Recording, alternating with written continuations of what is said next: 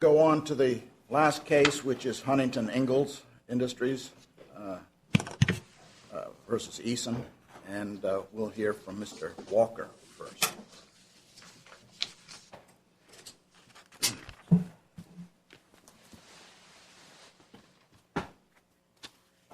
Thank you, Your Honor. May it please the Court, I'm Jonathan Walker from the law firm of Mason, Walker, and Hedrick, and I represent the petitioner in this case, Huntington Ingalls Incorporated. Huntington Ingalls operates the shipyard in Newport News. This case falls under the Longshore Harbor Workers' Compensation Act, which covers maritime workers, many of which are workers of Huntington Ingalls. The facts of the case are relatively undisputed. The claimant in this case was a pipe fitter who had a knee injury in 2008. He went out on temporary total disability compensation for approximately 9 months. During that time, he underwent surgery. He was eventually released by his treating physician to return back to his regular duty work.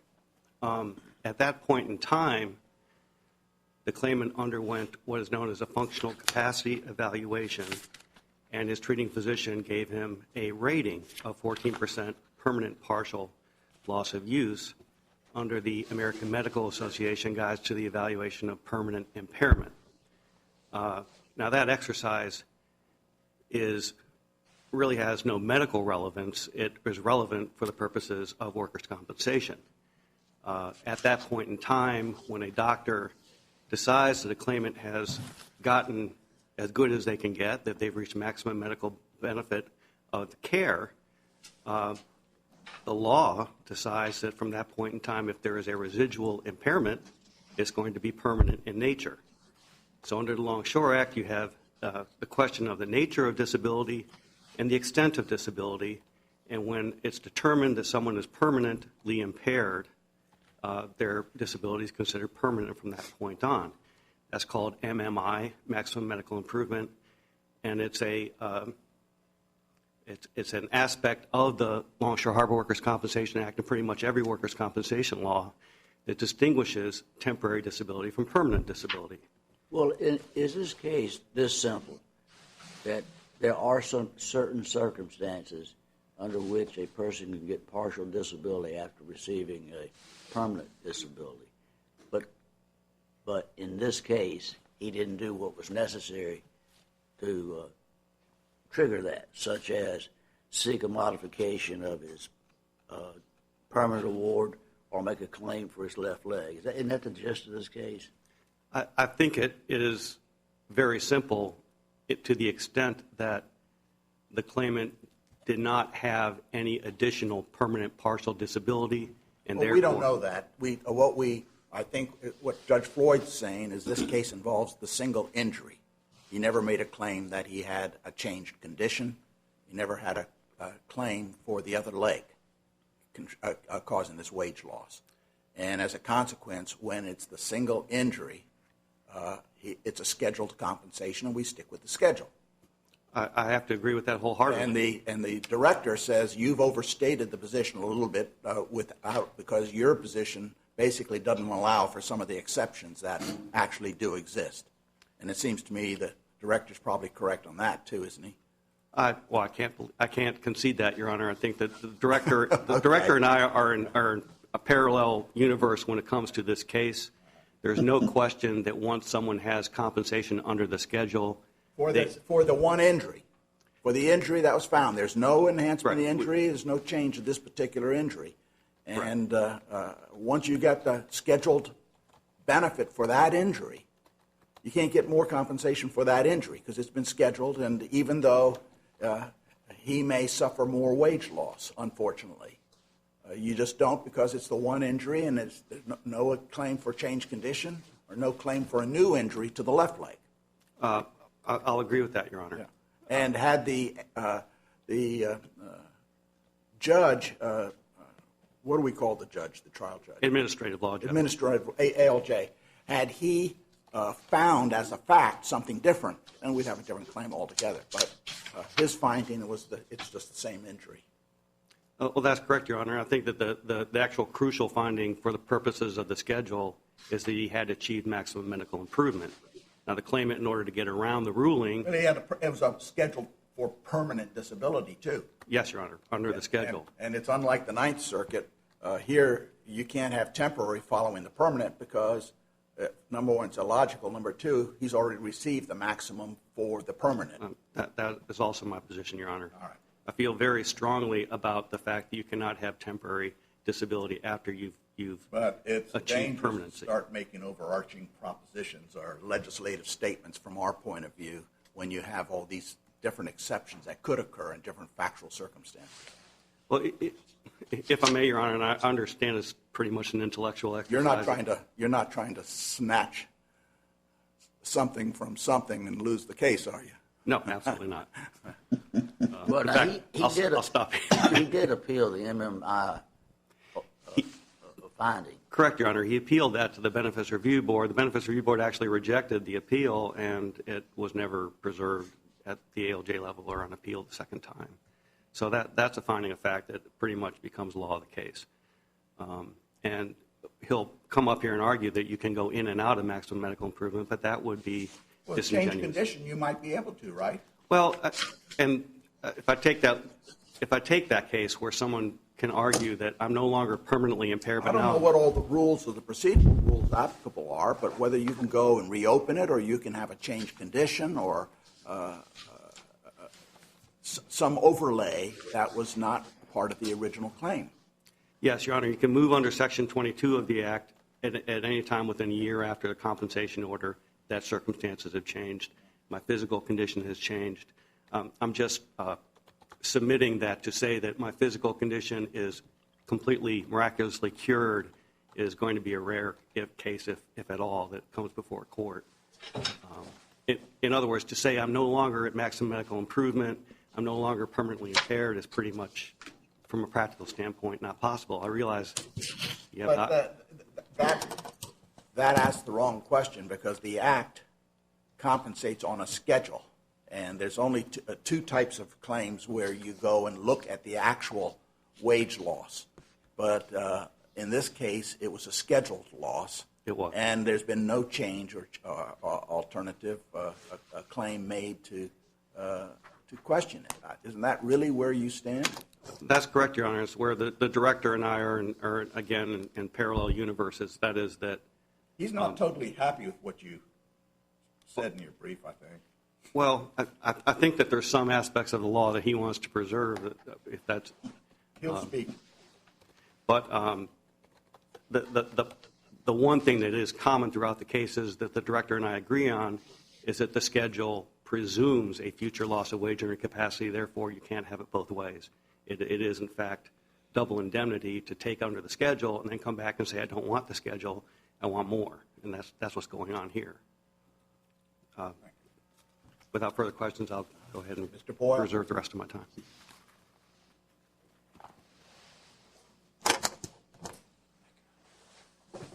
Good morning, Your Honors. May it please the Court. Matthew Boyle on behalf of the Director. Based on what the Court has said so far, I think you pretty clearly understand our position in this case. That your position basically was that the position taken by the company was too absolute, didn't allow for all the exceptions that could occur. correct, Your Honor. Under the given facts of this case, that there's a permanent partial disability and that the impairment rating has never changed, temporary partial disability is not permissible in this case, but that PEPCO really doesn't control the outcome of this case. If the Court would like me to elaborate at all, I will. If not, I'll go sit down. That's fine if you're satisfied. Thank you. Okay. All right, Mr. Camden.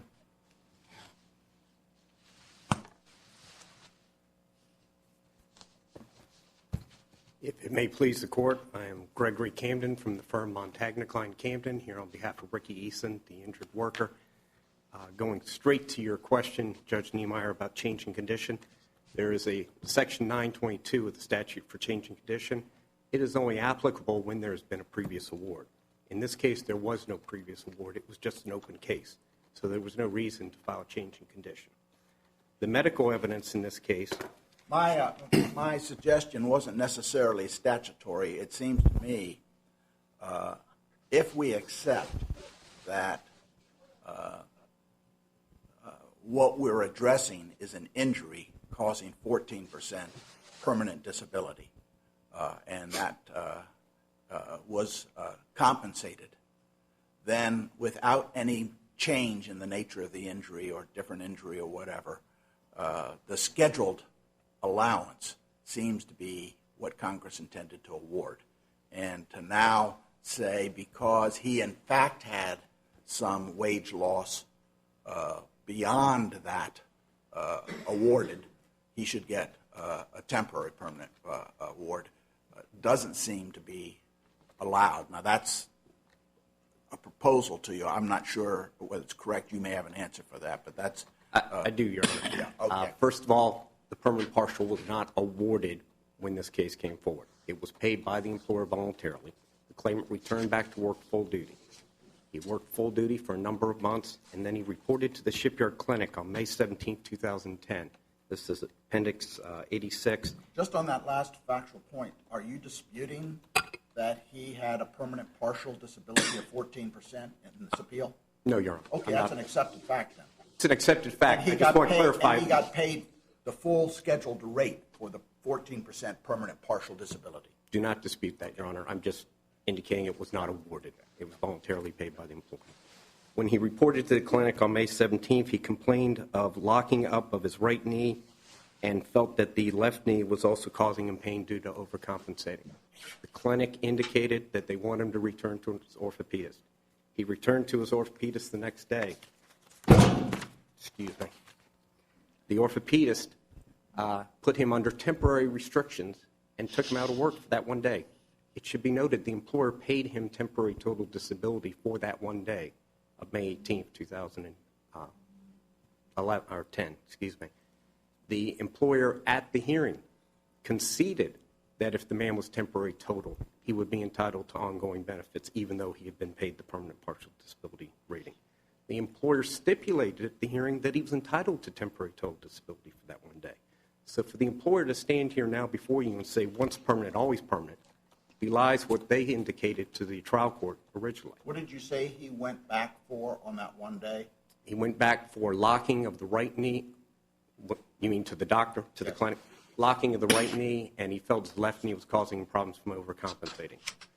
He had... Well, could we interpret, you're trying to create some kind of a judicial estoppel or some kind of an estoppel by agreeing that they paid him, but could they have paid him in respect to the left leg for that day? They could have paid him in respect to the left leg for that one day, Your Honor. What I'm trying to point out is that the physician gave him injections for the right knee, put him under temporary restrictions for the right knee, submitted forms to the employer for restrictions for the right and left knee, and there is no medical evidence to the contrary that he was under temporary restrictions for both the left and right knee during the time period claimed. No medical evidence to the contrary. There is no way for this court to find... See, but you're now, what you're doing, and I think it's, you've got a legitimate criticism of scheduled benefits, but you're sort of suggesting that he, in fact, suffered more wage loss because of his right knee than for which he was compensated. And that really expresses a disagreement with the scheduled compensation, which takes in all that into account. Some cases, the worker may not have as much wage loss, and it may heal totally. He still keeps that full scheduled benefit. In this case, you make a good case that he suffered a greater wage loss than was allowed by the schedule. But aren't we limited by the schedule for that? No, Your Honor, I'm not making that argument at all. My argument is that temporary partial disability is a completely different benefit than permanent partial disability. And PEPCO addressed it, permanent partial disability. Justice Stevens in the PEPCO decision said... It's for the same injury, isn't it? But there are three other categories of disability that you can have. It's a different category. Temporary partial is not permanent partial disability. In fact, if you look at... What's the reason for having the scheduled disability then? If he falls under one of the schedules and gets paid fully, are you suggesting he can also make a claim under the other disability?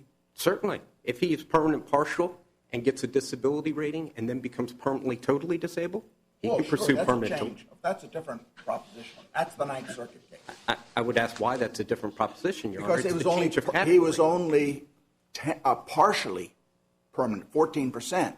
If all of a sudden the worker becomes 100% disabled permanently, you have the Ninth Circuit situation. That has not been compensated on the schedule. This man was compensated for 14% of the right leg permanently, and there's no evidence in the case that that changed, that injury, 14% permanent disability, maximum recovery, ever changed, and he got the payout. You're suggesting now he should get more money for that particular injury. Your Honor, there is medical evidence that he worsened and then got better again. He was temporarily disabled, not permanently disabled. It's a completely different category of benefits. If you look at 908C. Well, you're suggesting it's a new injury then. No, sir, I'm not suggesting it's a new injury at all. I'm suggesting that it's part of the same injury and that he worsened for a temporary period of time and that the medical evidence is consistent on that fact. There is no medical evidence to the contrary.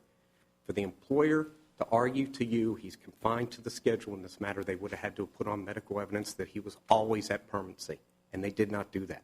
The only medical evidence in the record is temporary restrictions were put on for the time period we claimed and that were awarded by the court. That is a factual finding. That cannot be overturned if there is substantial evidence. What if he had 14% permanent partial disability and was paid in full, and then within 4 weeks became totally healed? Would he have to return the money? No, Your Honor, he would not have to, because he had already been given permanent partial disability benefits. So your argument is that he didn't have to file for a modification of that permanent award?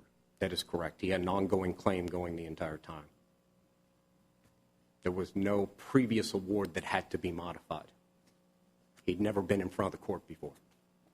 Except he got the maximum that was allowed for that injury under the statute. You don't have to litigate everything. So the company says he's been rated 14% permanent. When you rate somebody 14% permanent, the allowance that Congress gives presumes future wage loss, doesn't it? Yes, Your Honor. And it's a bet. But that's the whole scheme of workers' compensation, is always a bet, exchange for a lot of things. And he got that benefit in full. Your Honor, he got permanent partial disability in full under the rating, and I do not dispute that. But you went on to say he got everything he was entitled to. Actually, you said 100% what he was entitled to. That's not true. As you already indicated, he could go to permanent total disability. You conceded that. That's a change. And this was a change to temporary partial. Yes, it was. It was the same injury. That was the finding, and that's what you just conceded. No, I did not, Your Honor. He went from permanent partial disability to temporary partial disability for the same injury. You're saying if for the same injury went to permanent total, that's okay. What's the difference between permanent total and temporary partial? It's a change in condition. You'd have to file a change. Wouldn't he to get from 14% to total disability? Wouldn't he have to file something?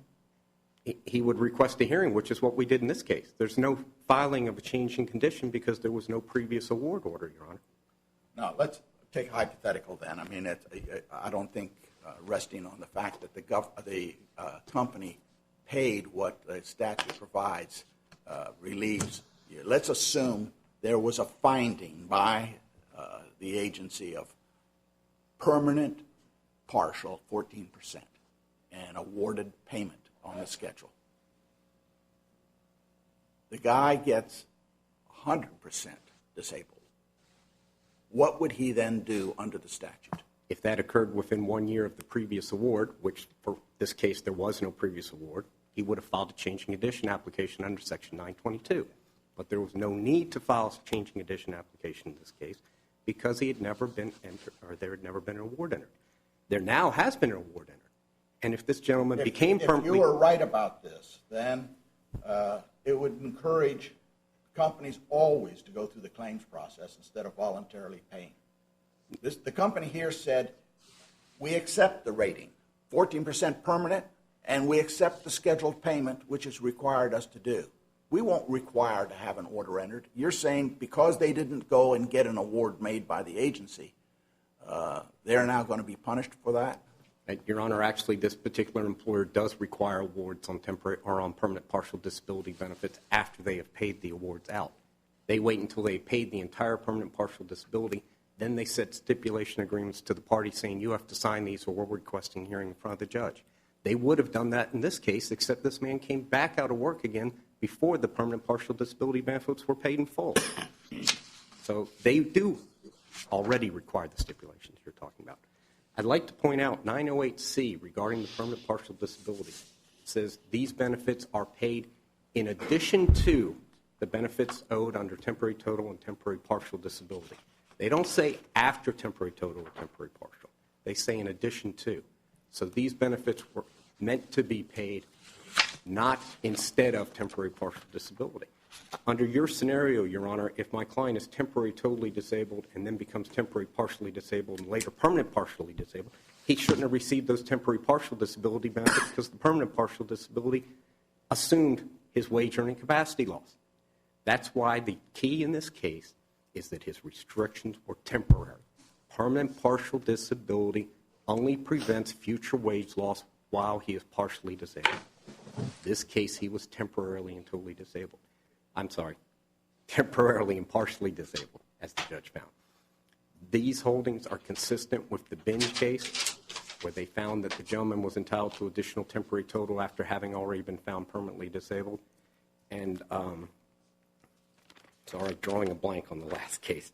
But there's another case cited by the director where the individual was paid temporary total disability after having received permanent partial disability benefits.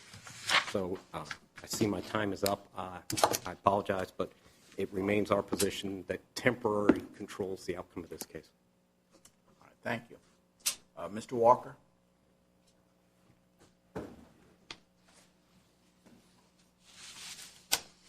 Thank you, Your Honor. I have to say, first of all, that the claimant received 40 weeks of compensation on top of his regular wages. He made $1,200 a week, and during 40 of those weeks, he also made an additional $929. You only got that, though, because that's what the schedule requires. That's what the schedule allows. The thing that all of us agree upon is a schedule presumes a future loss of wage earning capacity. What we don't agree on is whether that future loss of wage earning capacity is only temporary total or temporary partial or permanent total. We all agree the permanent total can be awarded after a permanent partial disability rating ceases. There's no question about that. Well, the argument he's making is a statutory argument that Section 908E would allow compensation in addition to 908E. And Is that his argument? That is his argument. That's his argument, that 908E allows additional compensation beyond that compensated under the schedule. That belies the proposition that the schedule is designed to compensate workers for a presumed loss of wage earning capacity and to encourage quick and, in our case, voluntary payment. Keep in mind that the voluntary payment did occur, and whether we would have later on sought an award or not is irrelevant to the fact that we're furthering the purpose of workers' compensation schemes, which is to get quick payment and certain payment to the claimants as soon as possible. So we're following that. The fact that we seek an order later on memorializing payments we've already made really should be irrelevant to the inquiry before the court. But the point of the matter is what seems to get lost in the shuffle here is the concept of maximum medical improvement and the fact that once a worker reaches maximum medical improvement under the Act, whether it's scheduled or unscheduled, they have a permanent impairment, and future compensation can be permanent total or it can be permanent partial. Under 821, if it's an unscheduled injury, it would be for loss of wages. Under 1 through 21, it would be under the schedule alone. So the date of MMI controls whether the nature of an injury is permanent or not. After that, the only thing allowed is either partial or total. So a claimant can become permanently and totally disabled after a scheduled injury, but they can't be more permanently partially disabled, and they certainly can't be temporary partially disabled and permanently partially disabled at the same time, which is what the argument was in this case. All right, thank you. We'll adjourn court for today. and come down and greet counsel and conference. And I understand Judge Hamilton will be conferencing with you over a conference call then, right? Very well. Yep. This honorable court stands adjourned until tomorrow morning. God save the United States and this honorable court.